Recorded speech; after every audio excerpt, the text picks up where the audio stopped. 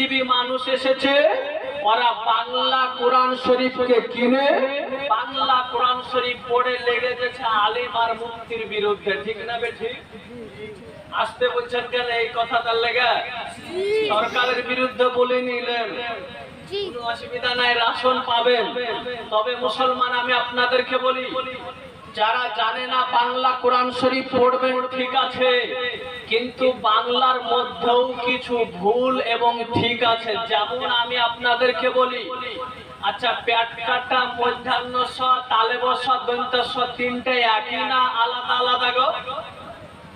হ্যাঁ, আলাদা আলাদা। কিন্তু যে বাংলা কোরআন শরীফ পড়বে, ও মানুষ বলবে, সিংহ বলবে নাকি? ও আলাদা করতে পারবে? ও আলাদা করতে পারবে না, কারণ ও বাংলা দেখে শিখেছে। আর এ কোরআন শরীফ এমনই একটা কিতাব